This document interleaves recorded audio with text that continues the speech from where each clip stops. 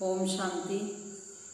आज 29 तारीख है, मंगलवार का दिन है। तो आज सारे दिन मैं साइलेंस का टावर हूँ, इस स्वमान का अभ्यास करेंगे। सारा दिन शांति की गहन अनुभूति करेंगे। मैं आत्मा भी शांत स्वरूप हूँ। मेरा पिता शांति का सागर है। मेरा घर शांति धाम है।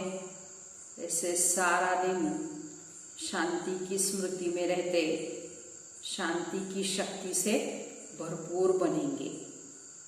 तो बाबा ने आज मुरली के अंदर भी कहा हुआ है कि हमारी पढ़ाई का मदार या पढ़ाई का जो सब्जेक्ट है उसका सारा मदार योग पर है। तो योग से ही आत्मा पवित्र या पावन बनती है, या योग से ही हमारे सारे विकर्म विनाश होते हैं।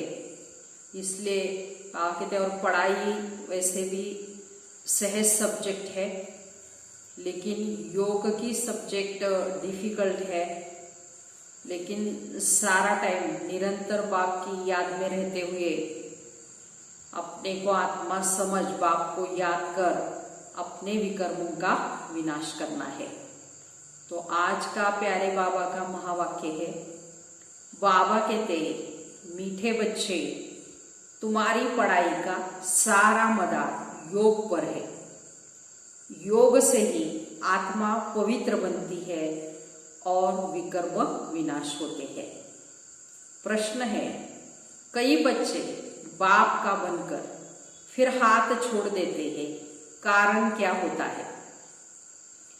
उत्तर है, बाप को पूरी रीति पहचानने न पहचानने के कारण, पूरा निश्चय बुद्धि न होने के कारण 8-10 वर्ष के बाद भी बाप को हरकती दे देते हैं, हाथ छोड़ देते हैं, तो पद भ्रष्ट हो जाता है।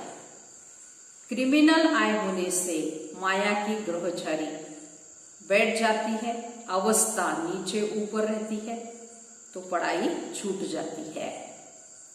तो बाबा कहते, कई बच्चे बाप का बनकर भी बाप का हाथ छोड़ने का कारण क्या? तो बाप को पूरी रीति नहीं जानते। तो पहचान चाहिए, बाप जो है जैसा है उसे यथार्थ रीति पहचानना है। और साथ बाबा कहते निश्चय बुद्धि भी बनना है।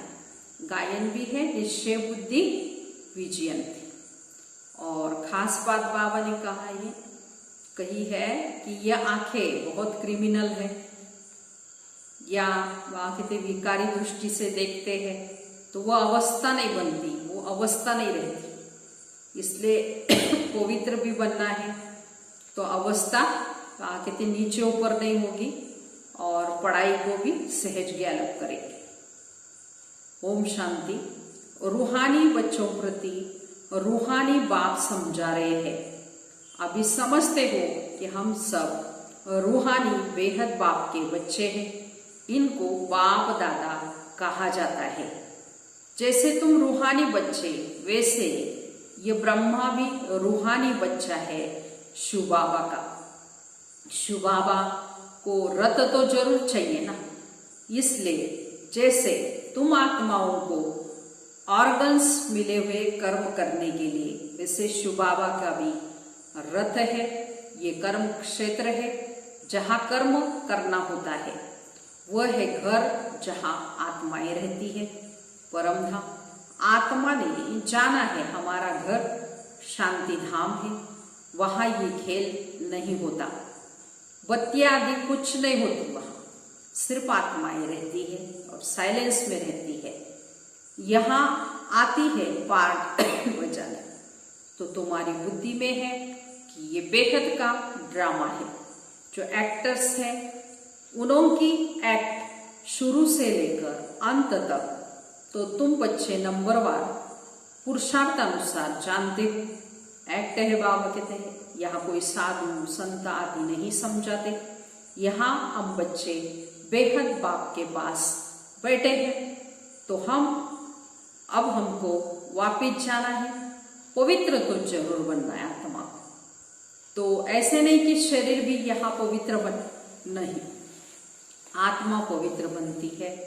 शरीर तो पवित्र तब बने जब 5 तत्व विश्व तो प्रदान हो। तो अब तुम्हारी आत्मा पुरुषार्थ कर पावन बन रही है, वहां आत्मा और शरीर दोनों पवित्र होते हैं। तो तुम जानते हो कि ये बेहद हमारी आत्मा बेहद के बाप को याद करती है, वहां नहीं करती है।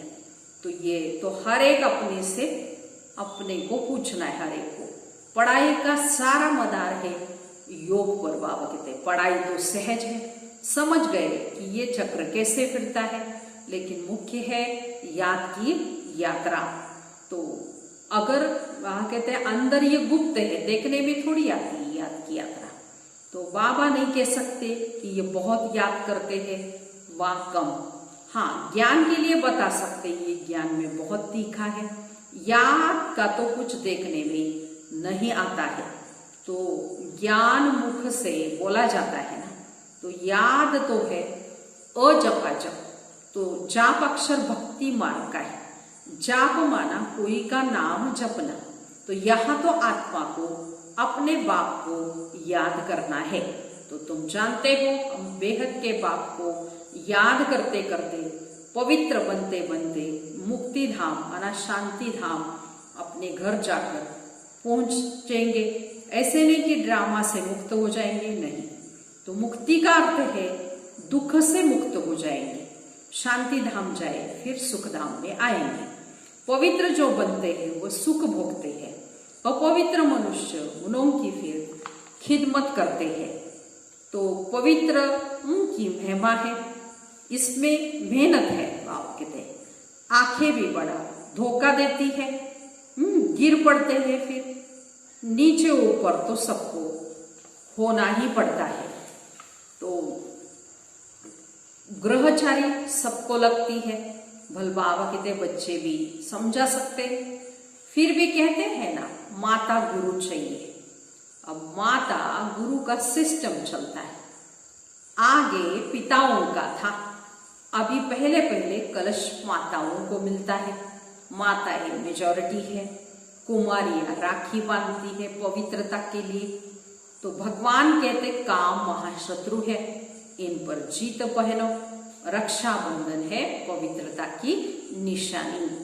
तो वो लोग राखी बांधते हैं लेकिन पवित्र नहीं बनते हैं। बाबा कहते हैं वो सब आर्टिफिशियल राखी है, कोई पावन बनाने वाला नहीं है। इसमें तो ज्ञान चाहिए।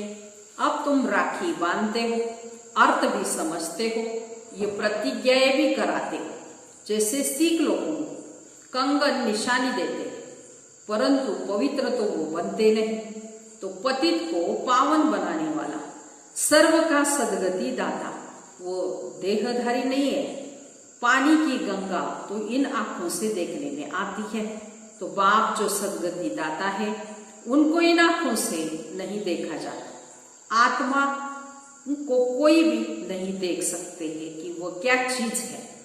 तो कहते भी है हमारे शरीर में आत्मा है, उनको देखा है कहेंगे नहीं, और सब चीजें जिसका नाम है वो देखने में जरूर आती है।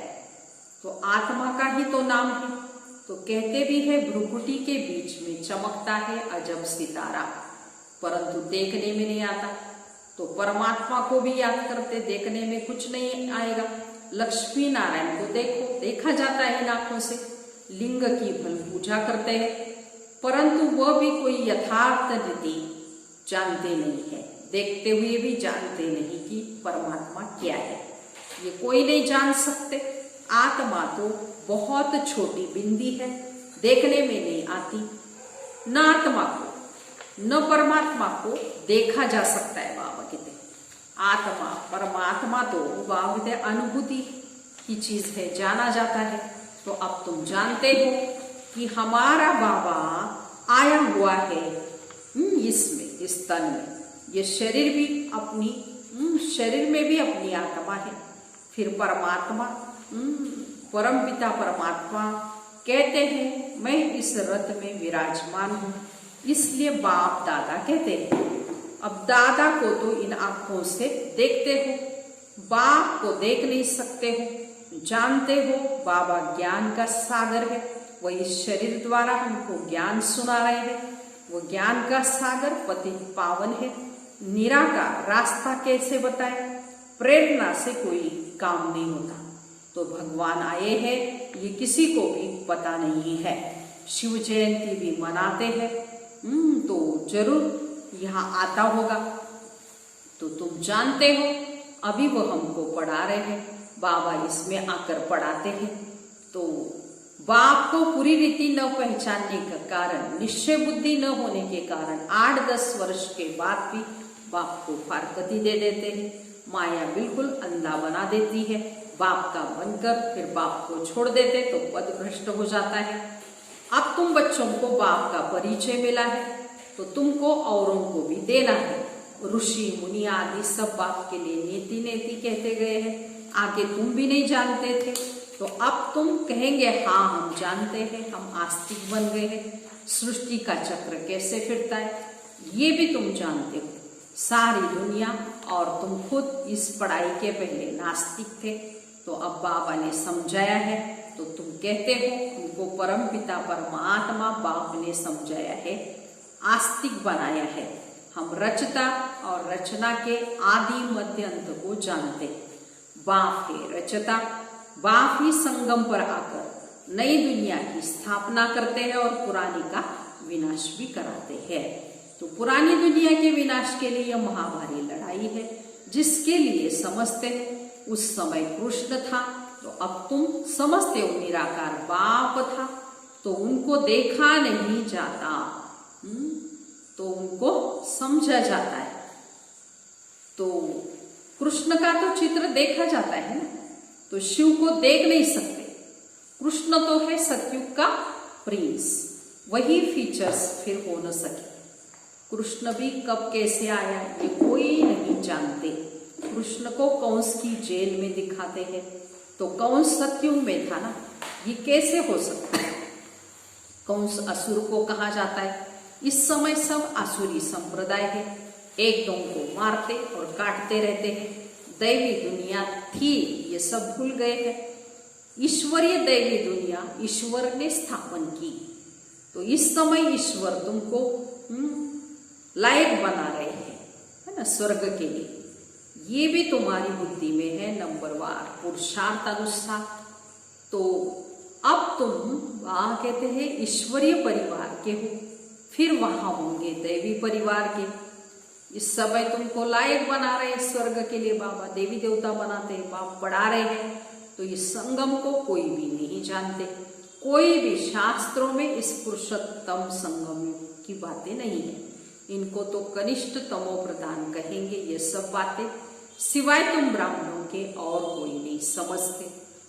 तो बाप कहते ये है आसुरी भ्रष्टाचारी दुनिया। तो सतयुग में ऐसा कोई वातावरण नहीं था, वह थी श्रेष्ठाचारी दुनिया, उनके चित्र भी है। बरोबर ये श्रेष्ठाचारी दुनिया के मालिक थे देवी देवता, तो भारत के राजाए होकर गए, जो पूजे जाते, पूज्य पवित्र थे, जो फिर पुजारी बने। पुजारी भक्ति मार्ग को, पूज्य ज्ञान मार्ग को कहा जाता है। पूज्य सो पुजारी, पुजारी फिर पूज्य कैसे बनते हैं ये भी तुम जानते हो। इस दुनिया में पूज्य एक भी हो न सके, तो पूज्य परम पिता परमात्मा और देवताओं को ही कहा जाता है। परम पिता परमात्मा है सबका पूज्य, सब धर्म वाले उनकी पूजा करते हैं। ऐसे बाप का जन्म यहाँ ही गाया जाता है। शिव जयंती है ना, तो परंतु मनुष्यों को कुछ भी पता नहीं, उसका जन्म भारत में होता है। तो ऐसे कहते हैं आजकल तो शिव जयंती की हॉलिडे भी नहीं करते। जयंती मनाओ न मनाओ तुम्हारी मर्जी, कहते आर्टिफिशियल हॉलिडे नहीं है, ऑफिशियल हॉलिडे नहीं है आज। तो जो शिव जयंती को नहीं मनाते हैं वो तो अपने काम पर चले जाते। बहुत धर्म है ना आज, तो सतयुग में ऐसी बातें होती नहीं। यहाँ का वातावरण और वहाँ का वातावरण, बाबा कहते हैं उसमें क्या है डिफरेंस। सतयुग है नई दुनिया, वहाँ एक ही धर्म है, वहाँ यह पता नहीं पड़ता कि हमारे पीछे चंद्रवंशी राज्य होगा। यहाँ तुम सब जानते हो ये पास्ट हो गया है। सतयुग में तुम होंगे कि वहाँ किस पास्ट को याद करेंगे। पास्ट तो हुआ कलयुग, उनकी हिस्ट्री ज्योग्राफी सुनने से क्या फायदा। तो यहाँ तुम जानते हो हम बाबा के पास बैठे हैं, बाप टीचर भी है, सतगुरु भी है। अब बाबा आए हैं सबकी सदगति करने, तो सभी आत्माओं को जरूर ले जाएंगे। तो मनुष्य तो देह अभिमान में आकर कहते सब मिट्टी में मिल जाना है, ये नहीं समझते आत्मा ही चली जाएगी। बाकी ये शरीर मिट्टी के बने हुए हैं तो मिट्टी में मिल जाएंगे, पुराना शरीर खत्म हो जाता है। हम आत्मा एक शरीर छोड़ जाए दूसरा लेती है। इस समय दुनिया में हमारा अंतिम जन्म है, सब पतित है, सदैव पावन, कोई रह ही नहीं सकते। सतो प्रधान सतो रजो तमो होती ही, तो वो लोग तो कह देते सब ईश्वर के ही रूप है। ईश्वर ने अपने अनेक रूप बनाए हैं, कहते हैं खेल पाल करने के लिए।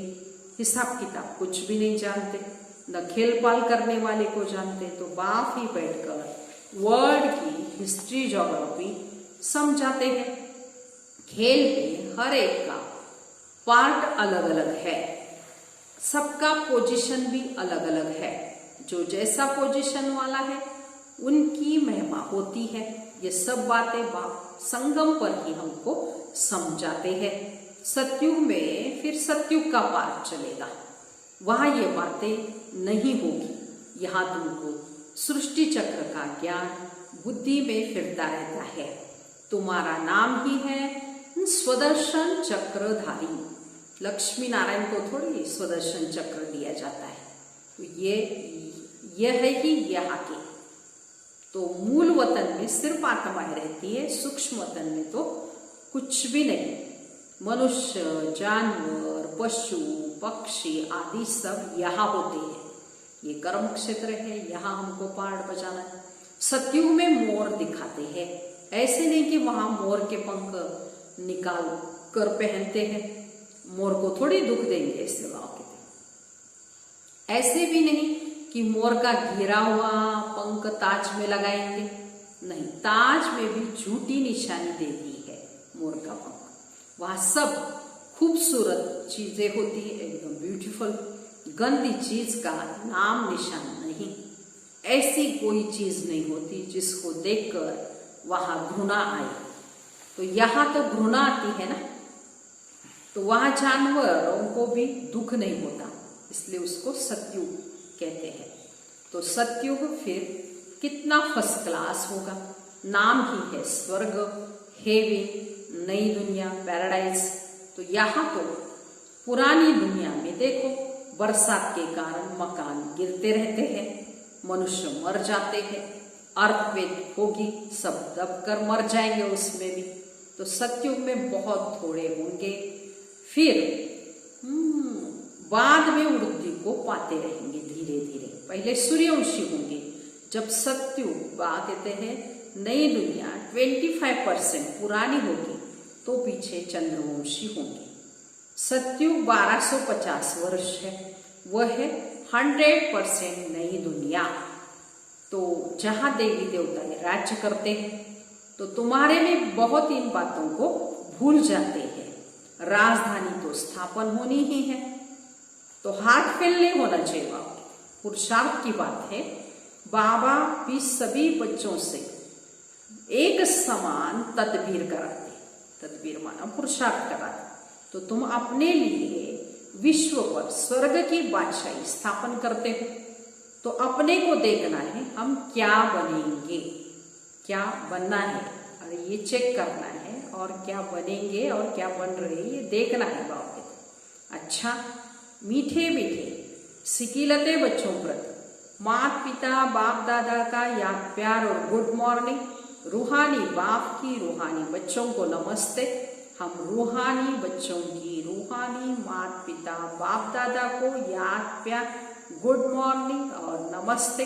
हम बनेंगे फरिश्ते। वाह बाबा वाह, शुक्रिया बाबा शुक्रिया, वाह ड्रामा वाह, वाह मेरा भाग्य वाह। ओम शांति। अभी सारी मुरली का धारणा के लिए मुख्य सार सुनेंगे। पहली पॉइंट है, इस पुरुषोत्तम युग में स्वर्ग के देवी देवता बनने की पढ़ाई बढ़कर स्वयं को लायक बनाना है। पुरुषार्थ में हार्ट फेल नहीं होना चाहिए, माना दिल शिकस्त नहीं होना चाहिए। दूसरी पॉइंट, इस बेहद के खेल में हर एक एक्टर का पार्ट और पोजीशन अलग अलग है। जैसी जिसकी पोजीशन वैसे उसे मान मिलता है। ये सब राज समझ वर्ल्ड की हिस्ट्री ज्योग्राफी का सिमरन कर स्वदर्शन चक्रधारी बनना है। आज का वरदान है, श्रीमत से मनमत और जनमत की मिलावट को समाप्त करने वाले सच्चे स्व कल्याणी भव। विस्तार है, बाप ने बच्चों को सभी खजाने स्व कल्याण और विश्व कल्याण के प्रति दिए हैं, लेकिन उन्हें व्यर्थ तरफ लगाना, अकल्याण के कार्य में लगाना या श्रीमत में मनमत और जनमत की मिलावट करना, यह अमानत में खयानत है। अब इस खयानत और मिलावट को समाप्त कर रूहानियत और रहम को धारण करो। अपने ऊपर और सर्व के ऊपर रहम कर स्व कल्याणी बनो।